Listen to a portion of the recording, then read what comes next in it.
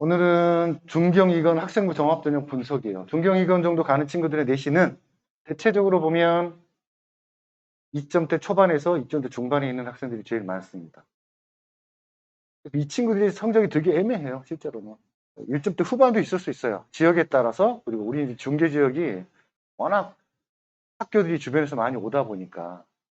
그래서 대부분 거기에 몰려 있는데 2.1과 2.5는 차이가 나거든요. 그럼에도 불구하고 학종으로 쓴다고 한다면 학업 경쟁력을 분명히 갖고 있어야 되거든요. 그래서 오늘 전략을 짰을 때 어떻게 짜야 될 것인지에 대한 부분들을 설명을 드릴 거예요. 뭘 가지고? 입시 결과를 가지고. 그 내용 갖고 설명을 드리겠습니다. 그래서 교과, 학종, 논술, 정시인데 교과는 우리 아이가 수능으로 승부 보기 어렵고 학생부도 생각보다 좋지 않다고 판단됐는데 교과 성적은 그래도 나빠 보이진 않아. 올해 반드시 대학을 보내야 된다라고 판단한다면 교과는 써보셔야 된다고 말씀드리고 싶어요. 단, 수능 최저는 맞춰야 되는데, 수능 최저는 작년에 비해서 올해 수능 최저 맞추기 매우 쉬워졌다. 그래서 한 등급조는 그냥 먹고 들어간다고 보시면 돼요. 왜? 누구 때문에? 인문 애들하고 같이 수학을 보니까. 이거는 변하지 않는 내용이에요. 왜 그런지 설명을 드릴 거고요. 따라서 학종으로 중대, 경희대, 이대, 건대 정도로 보내려고 하는 학생들은 대체적으로 본 내신 성적이 1점대 후반에서 2점대 중반까지 쫙 펼쳐져 있습니다. 그거는 학교에 따라 달라요. 학교에서 프로그램이 굉장히 잘 돌아가는 학교는 내신이 조금 부족해도, 그리고 내신 따기가 굉장히 어려운 학교도 있지 않습니까? 대학에서 대충 알아요. 아, 이 학교가 좀 빡센 학교구나, 아니구나라는 걸 대충 알거든요. 그거에다가 프로그램이 여전히 잘 돌아갔고 본인이 그거에 대해 충실하게 해왔던 부분이 있다면 내신 성적이 좀 부족하더라도 충분히 상위권 대학을 진학할 수 있는 그런 부분이 되거든요. 그걸 감안하셔서 보셨으면 좋겠습니다. 그래서 자신 위치 파악이 가장 중요하다. 가장 애매한 성적대에 있는 친구들이에요, 실제로는. 대입 변화를 한번 봐야 됩니다. 이건 뭐냐면 2022, 2023 대입 주요 변화인데요. 작년에 비해서 어떻게 변화인지 한번 보시죠. 수능 모집 인원이 확대되었어요. 거의 40%다 됩니다. 그럼 어디서 늘었을까요? 줄어든 데가 있겠죠? 종합에서 줄었습니다. 논술도 살짝 줄었는데 논술은 많이 줄지는 않았어요. 살짝 줄긴 했고, 어디로 또 종합에서 줄어든 게 갔냐면 교과로 살짝 가고, 나머지 거의 대부분은 수능으로 갔습니다. 근데 이 이과애들은 이번에 이제 6월 모평 성적 보고 나면 원래 실력보다 100분위가 잘 나올 수도 있어요. 무엇 때문에? 인문 아이들 때문에. 그걸 믿으시면 안 돼요. 등급을 보고 우리 아이가 이 정도의 대학을 가겠지라고 판단하시면 안 된다는 얘기예요. 오로지 등급은 모의에서만 수능 최저를 맞출 수 있느냐 없느냐의 정도의 잣대로만 보셔야 된다. 우리 아이가 원래부터 옛날부터 내신이나 이런 것보다는 수능이 훨씬 월등히 좋아 라고 한다면 고민하셔야죠. 근데 그렇지 않은 경우들이 대체적으로 그렇기 때문에 정시까지도 고민을 하셔야 됩니다. 첫 번째. 두 번째는 교과 전형이 확대되고 논술 전형이 축소됐는데 교과 전형은 이제 오롯이 내신 거의 100으로 뽑습니다. 그래서 우리가 알고 있는 나의 등급 그 선들이 이미 정해져 있어요. 다만 교과 전형이 없던 학교들이 있어요. 뭐 서강대라든지 성대라든지 이런 학교들이 교과 전형을 확실히 만들면서 학생부를 보지 않는 거죠. 건대 같은 경우도 학교 추천이 있었는데 원래 종합 전형이었거든요. 다만 교과가 많이 들어갔었어요. 그런 부분들이 다 교과적으로 바뀌고 그러면서 교과가 많이 늘어갔기 때문에 우리 지역에서는 상대적으로 안 좋은 거예요. 그럼에도 불구하고 반드시 보내야 된다라고 판단하면 교과 전형도 나중에 고민해 볼 수 있다. 논술 전형은 학생들이 팬데믹 때문에 수학 공부에 대한 깊이 있는 공부를 좀 부족하게 했던 부분들이 많아요. 그래서 내신 공부는 사실 무작정 했어요, 집에서. 그러다 보니까 수능 공부도 좀 부족할 수 있고 전체적으로 부족한데 전국적으로 보면 논술에 대해서 준비한 친구들이 별로 없어요, 실제로는. 따라서 올해 논술로 갈 수 있는 저로의 기회이기도 하다. 그리고 작년에도 마찬가지로 논술 전형으로 대학을 잘 간 친구들이 더 많다. 라고 인식하시면 될 것 같고요. 종합전형이 줄었는데 이 종합전형 내에서도 실질적으로 보통 우리가 알기로는 종합전형이 뭐가 없었죠? 수능 최저가 거의 없었죠. 근데 생겼어요. 생긴 학교들이 있습니다. 일단 고대는 대표적인 종합전형임에도 불구하고 최저가 있는 학교고, 우리가 가장 그래도 써보고 싶은, 이 정도는 가보고 싶어하는 경희대 같은 경우는 네오르네상스가 종합전형이지 않습니까? 그게 올해 최저가 생겼어요. 그게 뭐 여학생 같은 경우는 이대 같은 경우도 미래인재전형 같은 경우 최저가 있습니다. 뭐 홍대는 예전부터 있었고요. 뭐 그런 학교들까지 따져보면 쓸 수 있는 학교들이 많지 않은 거예요. 수능을 제껴놓고 나면. 그 부분에 대해서는 설명을 드릴 거고요. 학생부 간소화라는 얘기는 무슨 얘기냐면 자소서가 있는 학교도 있고 없는 학교도 있습니다. 그런데 서류 간소화로 보면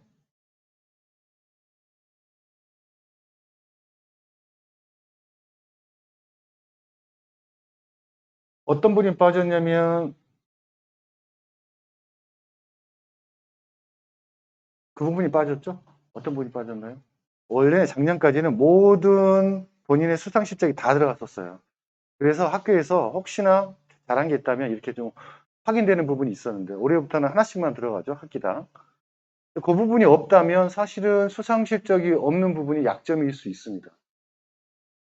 근데 대부분 학교에서 팬데믹 때문에 대회를 제대로 못 열다거나 열었다 하더라도 그냥 꼭 참가할 몇 명만 참가하고 그런 경우가 되게 많았었어요.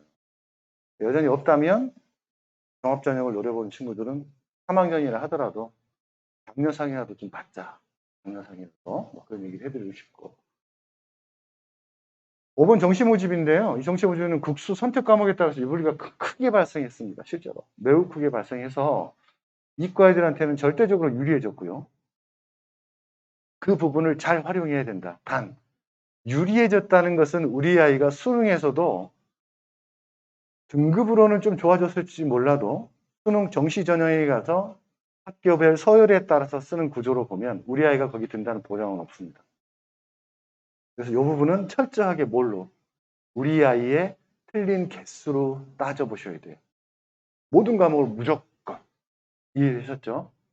그래서 국어 보통 평상시에 1등급 찍는 게 몇 점 정도 되는지 확인하시고, 그럼 보통 88, 뭐 87 정도 됐거든요. 어려웠을 때. 그럼 몇 개입니까? 2점짜리, 3점짜리. 보통 3점짜리 많이 틀리니까. 3점짜리 3개에 한 2점짜리 한 2개, 뭐 요 정도. 그러면 실제로는 12점인 거죠? 13점인 거죠, 13점. 그러면 컷라인이었던 거예요. 작년, 재작년 기준으로 보면. 그 안으로 틀리면 안 되는 거예요. 뭐 하나 잘하는 게 있어야지 정시에 뭔가를 해볼 수 있으니까. 수학 같은 경우는 88 아니면 92, 뭐 92, 91, 뭐 요 정도에서 컷이 왔다 갔다 해요. 그러면 4점짜리로 보면 2문제 아니면 3문제가 왔다 갔다 하는 거예요. 근데 올해 그게 만만치 않습니다. 그것 때문에 문과 아이들이 왕창 성적이 안 좋아졌는데 우리 이과 아이들도 뭐 굉장히 좋다고 보기 어려워, 실제로. 그것도 설명을 드리고. 그렇기 때문에 우리 아이들의 성적을 바라볼 때 등급으로 바라보시면 안 돼요. 뭘로 바라봐야 된다? 개수로 바라봐야 된다. 과목별 틀린 개수. 그래서 등급을 좀 따져보셔야 된다. 그 얘기고. 확실히 좋아진 건 약학대학이 1761명이 늘었다라는 거예요. 이 얘기는 지방에서 공부 좀 하는 애들이 올라오는 비율이 좀 줄어들었다라고 보시면 줄어들 거예요. 그럼 경쟁률이 어떻게 될까요? 좀 줄어들겠죠. 이 얘기는 우리 지역에 있는 애들한테 조금은 더 유리해졌다고 보시면 돼요. 그리고 공대 쪽을 생각하고 있는 친구들이 있다면 한전공대가 110명, AI 빅데이터, 미래자동차 정보보안 이쪽에 원래 대학에서 인원을 확보하지 않습니다. 대학에서 한 명이라도 확보를 하려면 많은 심사를 거쳐서 될까 말까 하거든요. 근데 그냥 신규로 그냥 늘렸어요. 이게 다 어디에 있냐면 수도권에 있어요. 인서울 수도권. 600명. AI, 소프트웨어, 융합보안 뭐 이런 내용들이 여기에 들어있습니다. 그래서 우리 아이가 혹시 특별한 거 외에 이쪽으로도 노려본다면 충분히 가능성이 있다라고 말씀드리고 실제로 약대와 한전공대랑 다 합쳐보면 2,470명이 늘은 겁니다. 충분히 고려해 볼 만한 모집단이다라고 보시면 될 것 같아요. 자, 그래서 15개 대학 전형별 모집 인원 및 비율을 한번 보시죠. 크게 보실 건 없고요. 큰 틀에서 우리가 알고 있는 어차피 이 라인을 볼 거니까. 한양대 같은 경우 42.7%, 종합전형 같은 경우 한양대 수능이 쓸만합니다. 원래는 중대 쓰는 애들 청정하고 한양대 쓸 때 승정하고 차이가 나지 않아요. 종합전형 같은 경우. 그래서 종합전형은 어느 라인부터 1점대 후반부터 2점대 중반까지는 고대 라인부터 어디 라인까지 이 라인까지 다 쓸 수 있습니다. 우리가 지금 오늘 중경이건을 하고 있지만 실제로는 다 쓸 수 있어요. 근데 각각의 사정이 좀 다르겠죠. 학생부의 구성이 좀 다를 거고 수능 최저에 대한 내용도 좀 다를 거고 그런 내용들을 확인한 후에 원서를 쓰시는 게 맞다라고 말씀드리고 전체적으로 보면 40%대입니다. 다 40%대. 40%, 46%. 시립대 같은 경우도 건국대 같은 경우도 45%가 뭘로 뽑나요? 정시 뽑습니다. 이 얘기는 뭐가 줄었다고요? 종합전형에 뽑는 인원이 줄어들었다고 보시면 돼요. 그러면 경쟁률이 올라가게 돼 있어요. 자연스럽게 올라가게 되어 있습니다. 그걸 감안하셔야 된다라고 보여드리는 거고요. 입시 책자에 보시면 나중에 받아보시면 하나하나 학교별로 어떻게 되는지 확인하실 수 있을 거예요. 대학별 수능 연계 전형의 탐구인데요. 우리 이과 딱 지금 정도의 성적대 애들이 보통 보면 내신도 2등급 초반에서 중반에 왔다 갔다 하고 1등급 후반도 있을 수 있죠. 그 애들이 우리 지역 같은 경우는 대략적으로 그 성적이 그 성적이에요. 수능 성적하고 비슷해요. 고민스러운 거예요. 그래서 종합전형을 쓰고 최저에 맞춰서 그냥 한 방에 보낼까?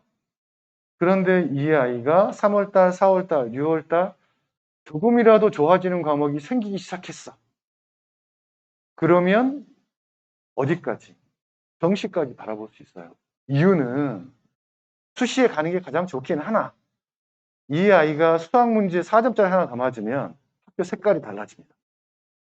거기다가 국어도 하나 더 맞잖아요. 완전히 달라져요. 그리고 과탐 과목 중에서 또 하나가 더 맞으면 3개를 더 맞은 거잖아요. 그러면 레벨이 2개가 높아져요. 학교가. 그래서 고민스러운 거예요. 이걸 진짜 종합으로 보내야 되나? 아니면 논술로 보내야 되나?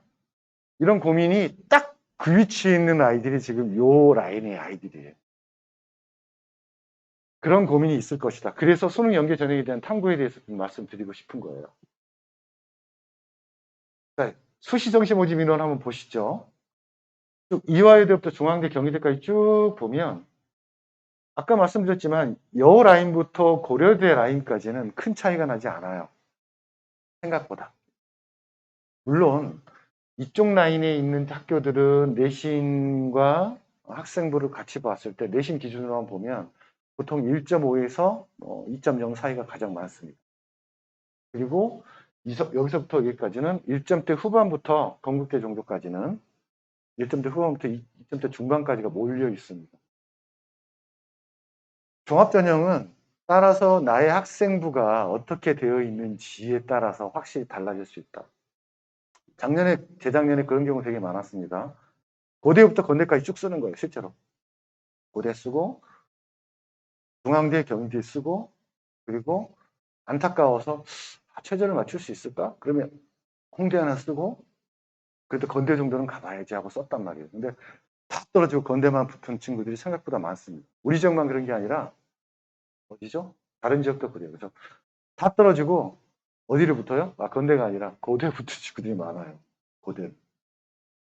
고대는 우리 아이가 수능이 좀 나오면 충분히 써볼 만한 전형이다라고 저는 감히 말씀드려요. 수능 최저 전형이 뭡니까? 2개가 있죠. 하나는 학교 추천, 두 번째가 학업 우수. 세 번째는 계열 적합인데 계열 적합은 수능 최저가 없습니다.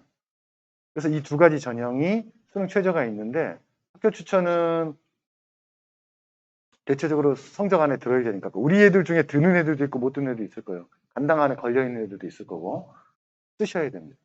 올해 고대는 2개 다 쓸 수 있어요. 추천도 쓰고 학업우수도 쓰고 다 쓸 수 있습니다. 학업우수 같은 경우는 최저가 4합 8이에요. 그리고 과탐 2개가 들어갑니다. 대부분 요거를 못 맞춰서 고대를 안 써요. 실제로. 근데 올해는 수학 때문에 쓸 수 있습니다. 예년에 2등급이었던 친구들이 2등급 컷에 걸렸거나 2등급 중반 정도 되는 친구들이 자연스럽게 전국에 있는 인문애들이 다 밑으로 와줬잖아요. 다 와줬다고 보시면 돼요, 거의. 그럼 자연스럽게 등급이 올라갑니다. 2등급 됐던 애들이 1등급 될 거고요. 3등급 됐던 애들이 2등급 될 거예요. 근데 내가 국어와 영어나 과탐에서 2등급을 유지할 수 있다면 사합화를 맞을 수 있죠. 있습니다. 그러면 고대를 노려야 됩니다. 단, 경쟁률은 어떻게 될까요? 뭐 저희들만 그렇게 생각할까요? 전국에 있는 학부모들 다 그렇게 생각하겠죠? 그럼에도 기회가 주어졌다라는 것은 노려야 된다는 얘기입니다. 내가 괜히 경쟁률이 높아지니까 쓰지 말까? 이렇게 해서는 안 된다는 얘기예요. 올해 고대까지 노려보시라 그렇게 말씀드리고, 전체적으로 보면 중앙대 경희대를 빼놓고 모집 인원들이 생각보다 많지 않습니다. 실제로 정시는 노란색이고 밑에 회색이 수시인데요. 이 수시 전형 같은 경우도 보통 6대4 정도의 비율을 가지고 있음에도 불구하고 한양대 같은 경우는 생각보다 많지 않아요. 2대 중앙대, 경희대, 그리고 건국대. 학생 수를 가장 많이 뽑는 학교라고 보시면 돼요. 왜 이렇게 표시를 해놨냐면 여기에 수능이 들어가는 학교들이 있어요. 그래서 수시가 27,237명이고요. 정시가 17,587명. 그래서 인서울권은 44,824명인데 인문보다는 확실히 자연이 유리하다라고 말씀을 드렸습니다. 왜냐하면 이 학교들 중에는 아까 말했던 소프트웨어나 AI나 융합과 관련해서 생긴 학과들이 되게 많아요. 생각보다. 그래서 그쪽까지 생각해 보면 충분히 노려볼 만하고요. 이 이제 수시만 얘기를 따로 해보죠. 수시 전형에서 수능과 연계된 전형들이 있어요. 고려대. 고려대는 교과가 없죠? 교과 하나 생겼잖아요. 학교 추천 빼고. 나머지는 학업 우수, 계열적합인데 학업 우수가 굉장히 많이 뽑습니다. 그래서 1813명. 그리고 이화여대 미래인재 전형인데 종합전형임에도 불구하고 최저가 있다고 말씀드렸죠. 경희대 네오르네상스. 작년까지는 최저가 없었는데 올해부터 최저가 생겼다고 그랬습니다. 한국외대. 그리고 뭐 홍익대 이런 학교들이 다 최저가 있다. 그리고 나머지 거의 대부분 교과는 최저가 있다 없다? 거의 다 있다. 없는 학교도 있긴 있습니다. 하지만 거의 다 있다. 그러면 이거를 보면 수능 연계된 수시 전형에서 수능과 연계된 파트가 12,985명에서 47.7%야. 이 얘기를 드리는 이유는 뭐냐면 내가 이번 대입에서 종합전형으로만 다 쓰고 수능 없는 걸로만 쓸 거야 라고 하거나 한다면 실제로 수시 전형에서 쓸 수 있는 게 반밖에 안 되는 거예요. 반을 버리고 가는 거예요. 그래서 우리 이과 친구들은 여전히 기회가 있기 때문에 수능 공부를 여전히 하고 있어야 된다고 말씀드려요. 저는 문과 설명할 때 뭐라 그랬냐면 수능에 자신이 없으면 그냥 2과목만 하라고 그랬어요. 수능 최저 맞출 수 있는 2과목만. 왜냐면 너무 어려워서. 수능 후 최저가 안 나와요. 고대 같은 경우는 4.8이잖아요. 그러니까 4.7입니다. 문과 같은 경우. 근데 수학에서 원래 1등급이 나와야 되는데 수리 나형이 있었을 때 걔네들이 3등급이 나오는 거예요. 그럼 나머지 세 과목 갖고 뭘 맞아야 돼요? 4등급은 맞아야 되잖아요. 그럼 1, 1, 2가 나와야 되는 거야. 결코 쉽지 않아요. 그래서 올해 최저를 맞출 수 있다면 어떻게든지 고대 같은 경우는 쓰면 합격한다라고 그랬어요. 제가. 마찬가지예요. 그렇다면 2합 4나 보통 2합 4가 많은데 논술전형까지 포함해서 그게 쉬우냐? 결코 쉽지 않아요. 이유는 좀 더 다시 설명드리겠는데 그 얘기는 상대적으로 이과한테 유리해졌다는 얘기입니다. 그래서 수능 연계된 수시 전형은 거의 50%에 육박한다. 수능을 포기한 친구들은 갈 쓸데약이 많지 않다는 얘기예요.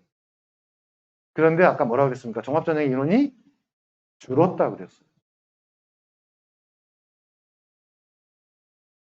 결국은 그러려면 어디까지 써야 돼요? 교과전형까지 써야 되는 거예요. 왜냐면 그래도 한 두 과목은 웬만큼 할 거 아니에요. 그죠? 3, 2만 찍어도 웬만한 데 쓸 수 있으니까. 수학이 유리해졌으니까. 교과 전형까지 내려가게 된다는 거예요. 다만 여기 오신 분들은 교과 전형을 쓰고 싶지 않은 분들이 대부분 많을 테니 우리 아이들이 수능을 포기시키면 안 된다는 얘기입니다. 그래서 27,237명이 된다. 그래서 15개 대학 수시 정시 모집 인원을 한번 따져보면 수능 비연계, 이건 뭐냐면 그냥 종합 전형 중에서 수능 최저가 없는 것, 그리고 논술 전형 중에 수능 최저가 없는 것을 얘기하는 거고요. 나머지는 뭐냐면 수능과 연계되어 있거나 정시 성적이 나와서 정시까지 쓸 수 있는 전형을 합친 거예요. 우리 애들이 가장 애매하다 그랬잖아요. 내신 성적도 사실은 중경이건 정도를 쓸 수 있는 구조가 되는데 학생부로 성적 공부를 쭉 하다 보니까 한두 과목에서 성적이 한두 개씩 더 잘 나왔어. 그럼 확실히 정시에도 갈 수 있거든. 보통 컷라인을 보면 2등급 컷 정도에 걸려 있으면 어느 정도 갈까요? 4개가 2 정도 되면 보통 건대 정도 갑니다. 근데 애들이 거기에 딱 걸려 있어 지금 딱. 등급상으로는 그래요. 다만 수학 같은 경우는 인플레이션이에요. 왜? 내 실력은 아닌데 자연스럽게 그냥 올라갔잖아요. 100분위가. 근데 이과 정시는 누구 애들끼리만 써요? 이과 애들끼리만 쓰죠. 그러니까 내가 등급이 나왔다고 해서 그 학교를 갈 수 있다는 게 아니에요. 그래서 그거를 잊어버리면 안 된다. 냉철하게 판단하셔야 됩니다. 그래서 44,824명, 그래서 15개 대학은 44,824명을 뽑는다라고 되어 있고, 우리 애들이 이과이기 때문에 최소한 여기 가려면 몇 등 정도는 들어가야 될까요? 한 28,000등 정도는 해야겠죠? 그 정도는 해야 될 겁니다. 자, 그래서 수능 연계와 비연계 등급 실제로 따져보면 7대 3이다. 결국은 종합전형으로만 쓰고 논술 최저가 없는 곳을 쓰면 이 3에 해당된다. 그럼 결국은 전체 입시 전형에서 우리 애가 쓸 수 있는 건 3밖에 안 되는 거예요. 이해되셨죠? 알고 계셔야 됩니다. 그러면 수학 능력 시험은 정시 지원자만 중요할까? 그렇지 않다. 수시 쓰는 애들한테 매우 중요해졌다. 우리 애들한테 뭐가 유리해졌다? 수능 최저를 맞기 매우 유리해졌다. 그러면 전략적으로 내가 쓰고 싶어 하는 학교, 좀 더 가고 싶어 하는 학교, 지원하고자 하는 높은 대학은 전략적으로 써야 돼요? 말아야 돼요? 써야죠. 써야 됩니다. 그 다음 전형 비중이 29%예요. 최저 학력 기준인 게 29%고 그래서 수시 선택 범위가 넓어진 겁니다. 아까 우리가 맨 처음에 썸네일로 보면 교과, 종합, 논술, 정시까지 있었잖아요. 원래는 교과가 빠져 있어야 돼요. 작년 기준으로 보면. 근데 이제 범위가 넓어진 거예요. 그래서 우리 아이의 특성을 잘 찾아서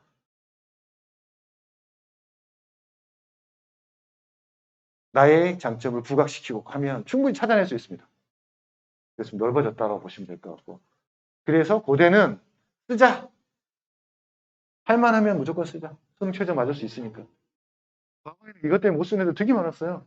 올해는 확실히 유리해졌다. 그리고 6월과 9월 모평가 가치점 결과 갖고 지금 보는데 이거는 정시 때문에 그런 거죠. 과연 내가 정시에 이 대학을 쓸 수 있을 것인가? 그럼 그 기준으로 그 성적은 반드시 나온다고 판단하면 그거보다 높은 대학을 쓰거든요. 종합전형. 최소 3개나 2개는 최소 쓴단 말이에요. 근데 이게 믿기가 좀 어려워졌어, 이제. 왜? 정시가 어떻게 될지 알 수 없어요. 문과는 폭망이지만 이과는 너무 애들이 촘촘히 많아져서 자연스럽게 내가 그 성적 안에 든다는 보장이 없는 거예요. 다만 역대 수능 문제로 봤을 때 틀린 개수에 의해서 대부분 갈리기 때문에 거기에 맞춰낼 수 있는가에 대한 고민만 있으면 되는 거예요. 과목별로. 그거 보시라 그런 얘기입니다. 자, 그럼 모의평가 가채점 결과 한번 보시죠. 문과 몰락했습니다. 어쩔 수 없습니다. 이건. 주변에 문과 학생들이 있으면 많이 위로해 주시면 될 것 같아요. 결과를 보면 2월 30일 날 발표를 하겠습니다만 이것은 그 실제로 각 고등학교 주변에 우리 고등학교가 아니라 중등진학연구원에서 고등학교 샘플을 뽑아가지고 그 학생들을 가지고 실제로 평가를 해본 거예요. 그리고 N수생 같은 경우는 통계치를 집어넣어가지고 확인한 겁니다. 그래서 이게 다 맞다고 보기는 어려워요. 그럼에도 불구하고 추세상 크게 다르지 않습니다. 왜냐하면 3월달, 4월달도 비슷했거든요. 맨 위에 보면 수학을 시험 봤더니 맨 왼쪽에 4.49는 확통 시험 본 애들이 1등급 들어가는 비율인 거예요. 나머지는 전부 다 뭡니까? 86.78% 미적 선택한 애들, 8.73%가 기하 선택한 친구들인 거예요. 그럼 이과가 몇 명인 거예요? 이과가 95%가 넘는 거죠. 2등급도 마찬가지예요. 15.83 그리고 나머지는 전부 다 이과입니다. 그럼 저것과 이걸 딱 합치면 20%잖아요. 근데 그게 전체 20%가 아닌 거예요. 1등급, 2등급을 다 합친 학생 중에 20%인 거예요. 그죠? 3등급도 20%. 그럼 결국은 1, 2, 3등급 다 합치면 전체적으로 봤을 때 퍼센테이지가 얼마 안 돼요. 결국은 3등급, 4등급까지도 이과 애들이 다 상위권을 차지하는 구조가 나올 거예요. 얘기는 우리 애들한테 뭐가 유리해졌다? 수능 최저는 유리해졌다. 확실히 그렇게 말씀드릴 수 있다. 그러나 그걸 내 실력으로 바라보면 안 된다고 얘기했습니다. 그래서 86%, 8%, 70.57%, 13.60%라고 말씀드리고 우리 아이들 중에 가끔 그런 친구도 있어요. 수학은 웬만큼 하긴 해요. 근데 이제 미적 같은 경우는 사실은 원래 스킬 문항이 2개에서 3개까지 나와요. 준스킬, 근데 이제 그게 선택 과목으로 생기면서 공통 과목이 생겼죠. 1, 2잖아요. 수학 1, 2. 그게 중요해졌어요. 왜냐하면 선택 수능의 첫 번째 해이기 때문에 문제를 엄청나게 어렵게 냈기 어려워요. 왜냐하면 격차가 커버리면 사정하는 데 좀 한계가 있겠죠. 그래서 1, 2에 대한 내용을 좀 더 심화해서 낼 수밖에 없는 구조가 될 것이다 라고 얘기하고 실제로도 이번에 그랬습니다. 그런데 그것까지 포함하면 미적을 반드시 잘해야 되는데 이상하게 미적이 안 되는 친구도 있어요. 성적도 괜찮은데도 불구하고. 그 중에서 기하를 선택한 친구도 있을 수 있습니다. 기하는 생각보다 미적보다는 공부 양이 많이 적어요. 그리고 아주 어려웠던 벡터 파트가 빠졌습니다. 공간 벡터 파트가 빠져서 어느 정도 공부를 하면 미적이 한 반 정도 하면 하나 정도 틀리는 정도? 많이 틀려야 2개 정도 틀린 정도까지 만들 수 있는 과목이기도 해요. 단 이거는 학교에서 보통 뭘로 했죠? 진로교과로 했죠? 그러다 보니까 학교 내신 성적에 있어서 심화된 공부를 하기가 어려웠어. 그런 부분이 있는 거예요. 그리고 학교에서도 문제를 어렵게 하는 게 어려웠고 따라서 이걸 따로 공부하는 건 쉽지 않으나 미적에 대한 한계가 분명히 있는 친구라고 한다면 공부 기간으로 따져보면 기하를 선택해보는 것도 괜찮다라고 말씀드립니다. 원래 이건 이제 학기 초에 얘기를 해야 되는데 고민하는 부분도 있을 거예요. 아무리 미적 공부를 해도 성적이 안 나오는 친구들. 근데 기하에 특출난 친구들이 있습니다. 그 친구들은 기하를 선택해도 충분히 1등급을 찍을 수 있다라고 말씀드리고 싶어요. 수학도 그런데 국어 같은 경우도요. 미적과 기하를 선택한 애들이 실제로 80%를 차지합니다. 국어와 영어마저도 이과들이 더 잘해요. 이 얘기는 무슨 얘기입니까? 우리 애들 수능 최저 맞기 쉬워졌다는 얘기인 거죠. 이해되셨습니까? 다만 국어는 선택이죠. 화법과 작문과 언어와 매체죠. 언매 쪽이 성적이 조금 더 좋아요. 똑같은 만점입니다. 그런 것들 좀 생각을 해주셔야 된다고 보시면 될 것 같아요. 그래서 언매를 굉장히 잘한다는 건 제가 보기에는 굉장히 유리할 것이다. 다만 좀 스트레스 좀 받을 거예요. 우리 친구들은. 만약에 언매를 선택할 친구들은 11월까지 가면 그냥 할 게 많아. 여전히. 외울 것도 많고 적용해야 될 유형도 많고. 근데 이게 어느 정도 굳혀지면 더 이상 성적이 떨어지지는 않거든요. 유리한 거예요. 근데 화작은 좀 애매하긴 해요. 그런 부분이 좀 있다라고 보시면 될 것 같습니다. 수능 추이 인원을 한번 보시죠.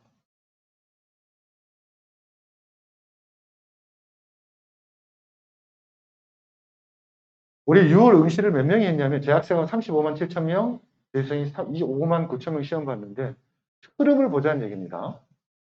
대학생이 6월 달에 2020학년도에 39만 명이 봤어요.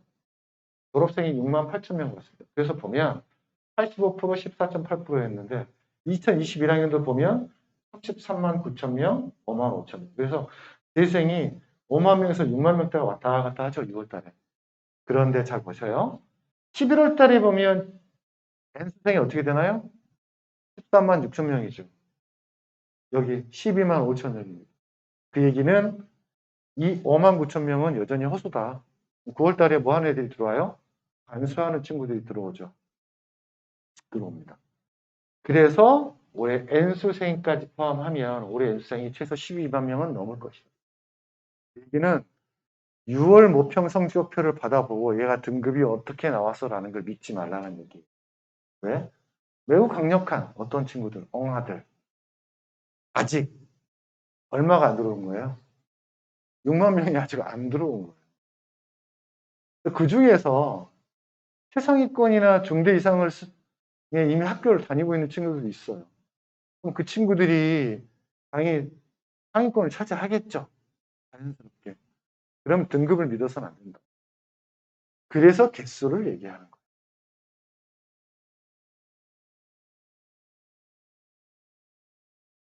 6월 평가원에서 이제 틀린 개수 한번 볼게요. 수학몽으로 좀 볼게요. 22번이 후투 파트인데 미분이 나왔습니다. 그런데 확통 선택한 애들이 그걸 풀었느냐? 99.4%가 다 틀렸어요. 그러니까 몇 명이에요? 1000명 중에 6명이 맞춘 거예요. 근데 미적분 선택하는 애들도 몇 명이 맞춘 거예요? 3.5명이 맞춘 거예요. 100명 중에서.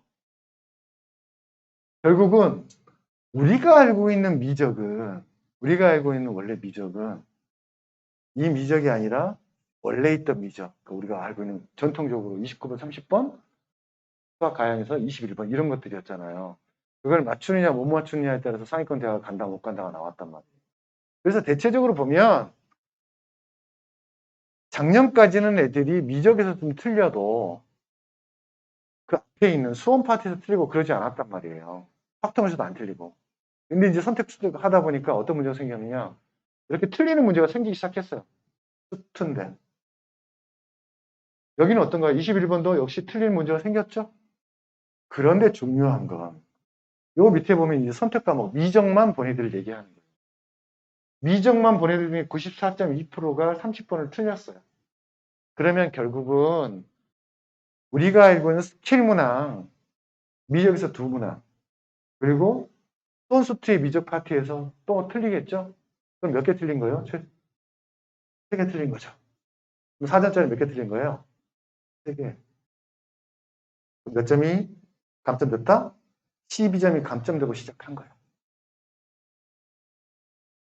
이 얘기를 말씀드리는 이유는요. 우리 애들은 여전히 수원 수투 공부를 하고 있어야 되는 거예요. 중요합니다. 매우 중요합니다. 그리고 수원 파트 갔더니 보니까 삼각함수 파트가 어렵죠? 그러니까 우리 애들이 틀리는 파트가 정해져 있는 거예요. 이렇게. 미적, 삼각함수, 그리고 여기에는 미적, 거의 대부분 미적을 선택했을 테니까. 이거를 어느 정도 수준까지 올려놓지 않으면 정시에서 우리 N수형들하고 붙어서 쉽지 않습니다.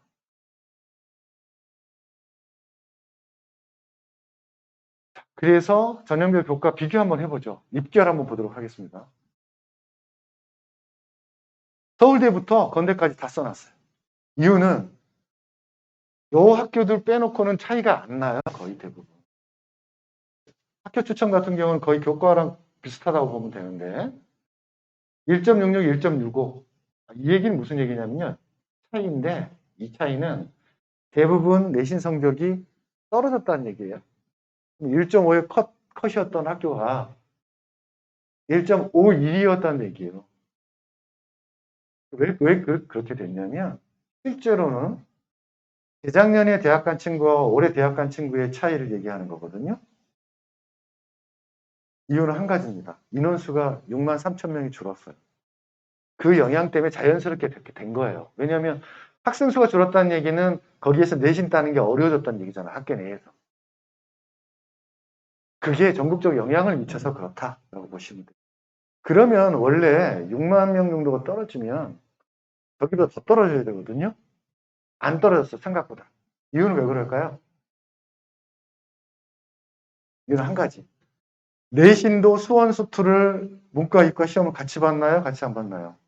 같이 봤어요. 그러니까 문과 애들이 어떻게 된 거예요? 자연스럽게 내신도 떨어졌겠죠. 이과 애들이 자연스럽게 그 자리를 차지했죠. 그렇기 때문에 원래는 이게 더 떨어져야 되거든요. 보통 한 0.16 정도 차이가 나야 돼요. 대충 보면 0.12에서 0.16이 차이가 나야 되는데 차이가 안 나는 이유는 뭐냐면 그 위에 있는 내신이 어떻게 된 거예요? 촘촘해진 거예요. 이과 애들이. 이해되셨습니까? 그 얘기는 종합전형의 인원이 줄어들고 실제로 인원에 대한 변동이 없기 때문에 올해 입시 결과 2021학년 입시 결과를 보면 되는데 이과 애들이 내신에서는 촘촘해졌기 때문에 그 아이들이 많아진 거예요. 이해되셨죠? 그렇기 때문에 그 내용까지 고민하면 실제로 종합전형으로 대학 가기에는 사실 쉬워지진 않았다. 확실히 어려워졌다는 걸 감안하시라는 얘기예요. 그래서 종합전형 보죠. 다빈치 전형 2.06, 경희대 네오르네상스 2.5, 건국대 2.73, 한양대 한번 볼까요? 한양대 2.34.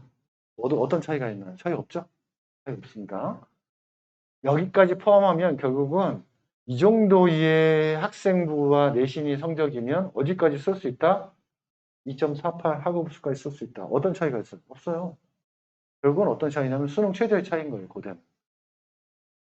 그리고 나머지 학교들은 어떻게 뽑았다?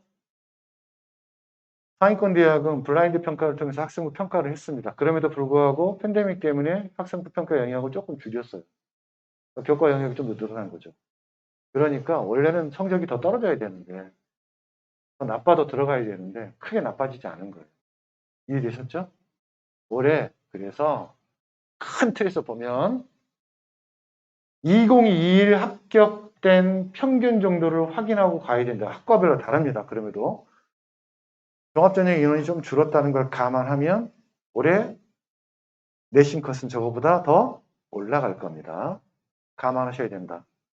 그냥 저것만 보고 그냥 탁 원서서 그런 일이 탈락하는 일이 없었으면 좋겠다라는 게 저의 말씀이에요. 전략을 잘 짜셔야 된다. 중앙대 한번 보시죠. 중앙대는 학생부 추천 전형과 교과 전형이 따로 있었어요. 근데 그거 합쳤습니다. 뭘로? 아예 지역균형 전형으로 만들었어요. 그래서 이거를 교과 전형이라고 하죠. 약학부가 신입학 모집으로 신청됐는데 이 약학부가 쭉 모집을 한다. 이 중앙대 약학부는 전통적으로 우리나라의 최강의 약대입니다. 메이저로 따지면 서울대, 중대, 이대 이 세 개가 가장 강력한 약대예요. 따라서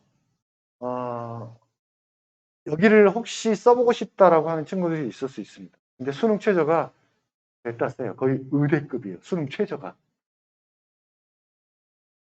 이 얘기 뭡니까? 내가 정시로도 한 고대 정도 갈 정도 수준 돼. 정시로는. 근데 이제 내신으로는 한 중대, 서강대 정도 갈 정도, 한양대 갈 정도 수준이었다.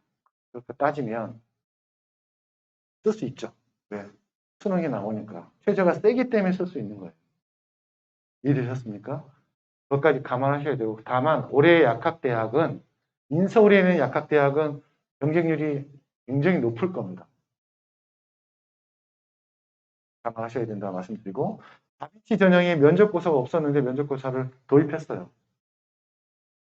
도입했다라고 보시면 되고, 중앙대는 그래서 수능 최저가 있는 전형은 논술과 교과만 있습니다. 다빈치 전형과 탐구형은 수능 최저가 없어요. 종합전형 중에서 이해하시면 될 것 같고 학생부와 자기소개서 준비하시면 될 것 같다라고 말씀드리고 이 최저를 맞출 수 있다는 약학 한번 볼까요? 약학. 4합 5예요, 4합 5. 이 의대의 컷이거든요, 이게. 그래서 저희가 생각할 때 과연 이걸 갈 수 있을 것인가. 이 정도면 그냥 여기 다른 데 의대도 쓰겠다. 그죠? 그런 내용이라고 보시면 될 것 같아요. 하면 얘네들이 과연 여기를 갈까? 그런 고민을 하겠죠. 근데 중대 약대이기 때문에 제가 보기에는 경쟁력은 확실히 있을 거다. 경쟁률은 높을 거다라고 생각하고 있습니다. 학교 추천하고 교과 합격 사례인데요. 이거는 설명은 따로 드리진 않을게요. 한번 쭉 보시고 이 내용들은 실제로 합격한 사례들을 만들어 놓은 표본입니다. 표본. 가장 셌던 데가 어디냐면 학교 추천 교과입니다. 1.55, 1.7, 요 사이, 요 라인. 학교장 추천의 전기전자공학부는 3.16이었어요. 가장 성적이 안 좋았던 애가. 이해되셨습니까? 이건 종합전이었어요. 그리고 평균이 1.484였다. 요 라인. 이게 교과라고 보시면 돼요. 이제 교과. 종합전이요. 의예과가 가장 세죠? 1.343. 우리가 일반적인 의예과라고 하면 1.0 몇이잖아요. 1.343인 이유가 있죠. 학교에서 골라 뽑았다는 얘기예요. 그죠? 그렇게 보시면 될 것 같고, 뭐 생명과학과, 화학과 요소순이었습니다. 이건 소프트 해놓은 거예요. 뭐? 성적을 가장 높은 단위부터 낮은 단위. 소프트 해놓은 거 보면, 사회기반 시스템 전형 같은 경우는 3.62도 같다. 라고 말씀드립니다. 탐구형. 큰 차이 나지 않습니다. 원래 탐구형이 원래 차이가 되게 많이 났거든요. 어디랑 다빈치 전형이랑 격차가 많이 났었는데, 그게 좀 줄어들었어요. 그건 왜? 이 아이들을 평가하기 쉽지 않았기 때문에. 올해는 그래서 각 그 대학의 내용들을 조금 확인해 보면 작년만큼 교과 비중을 늘렸던 걸 다시 원상 회복시키려고 하는 흐름이 보입니다. 그렇다는 얘기는 우리 애들이 이번 기말고사 끝나고 나면 나의 전공과 진로와 연관된 내용에 대해서 채울 수 있는 학생부는 채워줬으면 좋겠다 라고 말하는 거예요. 사실 지금 내신 준비를 하고 있지만 이 애들이 이미 중간고사를 보았고 기말고사는 합쳐서 성적이 나오는 거잖아요. 내신의 변동은 없을 거예요. 거의 없다고 보셔야 돼요. 그러면 지금부터라도 학생부에서 뭘 채울 수 있는지에 대한 내용을 고민을 하셔야 되고요. 그 고민 지점을 딱 기말고사 끝나자마자 빠른 시일 안에 채우는 것이 좋습니다. 왜? 우리는 가끔 수능을 볼 수도 있잖아요. 사실은 정시로도. 이 서류 준비하는 시간이 길어지면 길어질수록 어떤 문제가 생기냐면 수능 영석이 안 나옵니다. 하루하루가 그래요. 지금부터는. 그렇기 때문에 모든 내용을 함축해서 빨리 하는 것이 가장 좋겠다라고 말씀드리는 거예요. 지금부터 좀 빨리 넘어가겠습니다. 자, 경희대 네오르네상스 뭐가 생겼다고요? 수능 최저가 생겼습니다. 수능 최저가 생겼다. 작년까지는 없었는데 따라서 그 전에 지방부터 애들이 많이 썼는데 이젠 다 쓰지는 않을 거다. 경쟁률이 확실히 조금 줄어들 거다. 라고 보시면 될 것 같아요. 수능 최저가 생겼기 때문에. 그리고 첨단 학과들이 막 생겼어요. 막 40명, 아까 어떤 소프트웨어 이런 학과들이 생겼다라고 보시면 될 것 같고요. 이 정도면 이게 주요 사항입니다. 고교 연계 교과로 바뀌었고요. 종합 네오르네상스 학생부 자소 준비하고요. 다만 최저가 있다라는 거 정도만 알고 계시면 되고 여전히 논술은 제가 늘 얘기하지만 노려볼만 하다. 이유는 과거에 비해서 우리 아이들이 논술 준비를 한 친구들이 거의 없어서 의대 같은 경우는 연구하고 애들이 쓰죠. 논술이 있으면. 걔네들은 수학과학 잘하니까.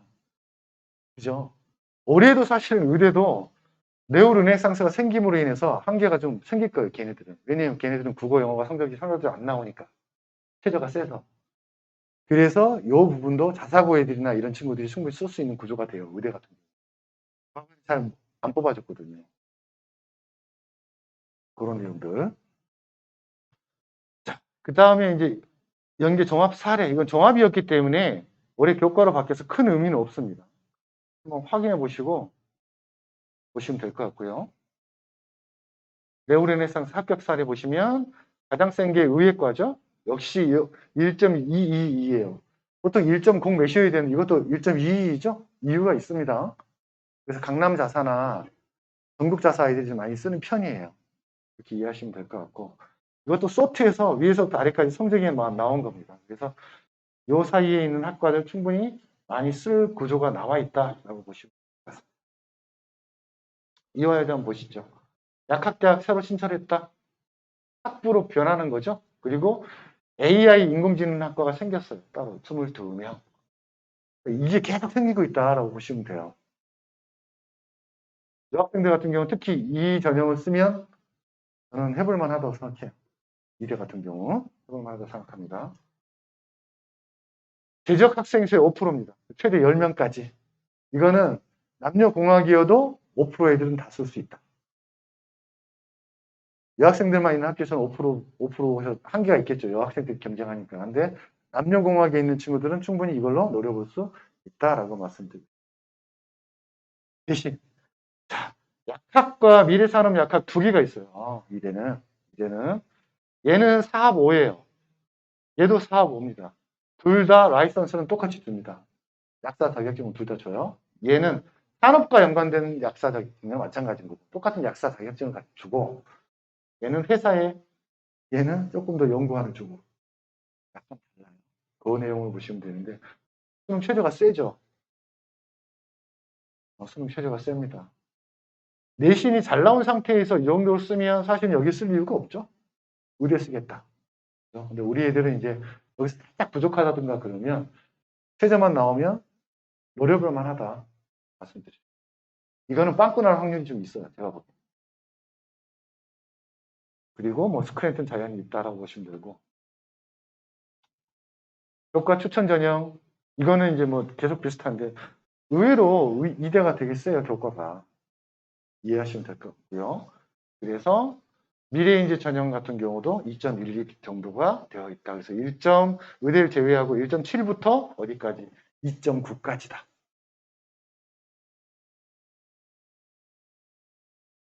넘어가겠습니다. 건국대. 지역균형으로 전환했어요. 학교 추천이었는데 이게 교과로 340명 전환했고요. KU 지역균형 같은 경우도 교과 반영을 따로 한다라고 보시면 될 것 같고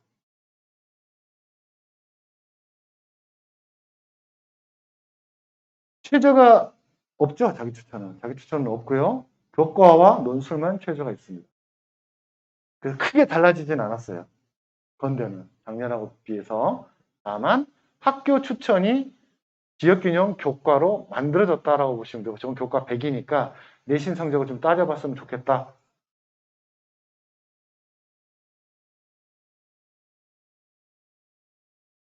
합격 사례 이건 종합입니다. 2.36 평균적으로 한 2점 초반 나오면 웬만하면 다 간다 라고 보시면 될 것 같아요. 이건 자기 추천. 큰 차이 안 나죠? 원래 되게 차이 많이 나야 되는데 차이 안 납니다. 왜냐면 뭐 때문에요? 촘촘해졌다. 그리고 교과 비중을 좀 더 늘렸었다. 종합임에도 불구하고 그런 결과 때문에 그런다. 올해는 조금 폐기할 확률이 있다라고 보시면 돼요. 그럼에도 불구하고 종합전형 인원이 뽑는 인원이 줄었죠. 약간 건대는 크게 줄지는 않았어요. 그렇기 때문에 해볼 만하다. 그럼 전략은 어떻게 짜야 될까? 2021, 2022의 차이점은 뭐냐면 문과 내신이 떨어져서 이과 애들이 유리해졌어요. 그만큼 위에 애들이 촘촘해졌다. 기억하셔야 됩니다. 따라서 내 내신이 과거의 선배들, 2년 전 선배들, 이런 선배들의 내신 성적이 이 정도 갔대라고 하는 걸 절대 믿으면 안 됩니다.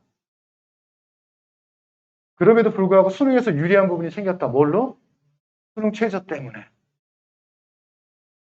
반드시 성적은 내신 성적보다는 수능 성적 등급이 잘 나올 거예요.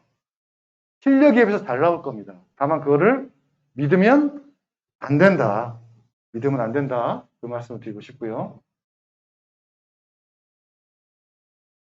이교과는 여전히 챙길 수 있으면 여전히 챙겨야 된다. 딱 애매한 위치에 있는 친구들인 거예요.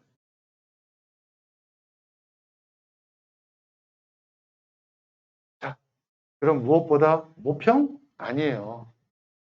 모평 이번 성적 나온 거 절대 믿으면 안 된다고 해서 몇 개 틀렸냐가 중요하다고 말씀드렸습니다. 그걸 가지고 정시 기준으로 써야 되는데 올해 정시 기준은 어떻게 될지 정확하게 잘 모르겠어요. 인문은 정말 알 수 없고요. 자연은 위에 촘촘해졌고 아직 N수생이 들어오지 않았기 때문에 내 실력이 보기 어려워요. 그래서 추세상으로 아까 각각의 문제 문항들을 보고 이 부분을 내가 극복할 수 있는지 없는지에 대한 평가를 하셔야 돼요. 중간에. 이해되셨습니까? 수원수도 틀리면 안 됩니다. 그래서 여전히 공부하고 있어야 된다. 등급대별 전략은 테스트다. 자, 별 의미 없죠. 왜? 뭐라고 그랬습니까? 내신 등급이 아까 1.5에서부터 3점대까지였잖아요. 그걸 다 쓸 수 있어요. 우리가 애들이. 고대도 쓸 수 있습니다. 따라서 학생부에 대한 평가가 중요하다. 학생부의 평가를 해보셔야 된다. 그리고 이미 애들은 내신 시험을 아직 보고 있지만 이미 끝난 거예요. 변화 없을 거예요. 그러면 지금이라도 준비할 수 있는 부분을 차근차근 하나씩 준비해보자 라고 말씀드리고 싶어요. 시간을 줄여야 수능 공부를 할 수 있고 더 높은 학교를 지원할 수 있는 구성이 됩니다. 수능 선택에 대한 진지한 고민, 이미 선택을 했기 때문에 뭘 할 수 없죠. 근데 다만 아까 얘기했듯이 어떤 거? 우리 아이가 공부를 정말 열심히 해. 근데 미적은 아무리 해도 안 나와. 한계가 딱 있어. 사실 더 맞기 어려워요. 솔직히. 그런 애들이 가끔 있습니다. 그 친구들은 기하가 원래 좀 잘했던 친구들이라면 기하를 바꿔도 되겠다라고 말씀드리고 지원 성적대, 자 교과는 아까 뭐라 했습니다. 1.5에서 1.99 사이에요. 교과 집어넣는 거 어디서 어디까지? 건대, 이대, 중앙대, 경희대 요게 요 사이에 있다. 종합은 2.3에서 2.8 사이다. 이해되셨죠? 다만 아까 이대도 경희대도 뭐가 있다고 그랬어요? 수능 최저가 있습니다. 따라서 수능을 포기하려고 하는 친구들이 있다면 절대 포기시키면 안 됩니다. 여전히 수학은 하면 등급 맞출 확률이 높고 사탐 같은 경우는 대체적으로 2대 빼놓고는 하나란 말이에요. 그럼 그거라도 무조건 해야 되는 거예요. 아시겠죠? 교과 지원 정말 오래 가야 된다면 그리고 얘가 수능도 너무 못 본다면 교과 지원해야죠. 몇 과목만? 이때는 두 과목만 공부시키면 될 것 같습니다. 그리고 논술이 이제 대세로 나타나고 있다. 상위권 대학 가려면 논술 하시는 것도 괜찮다. 이미 끝났어요, 이제. 그러니까 수능으로 반드시 가야 된다는 전제만 아니라면. 그리고 수능 공부를 하셔라. 말씀드립니다. 오늘 전략은 이 정도가 될 거고요. 남은 기간 아직 시간이 있습니다. 끝까지 놓지 않고 최선을 다하면 반드시 성공합니다. 애들이 흔들리지 않게 아이들을 믿어주고 힘 붙어주고 참아내고 인내하십시오. 어머님들. 그러면 좋은 결과 반드시 있을 겁니다. 오늘 설명은 여기까지 하겠습니다. 감사합니다.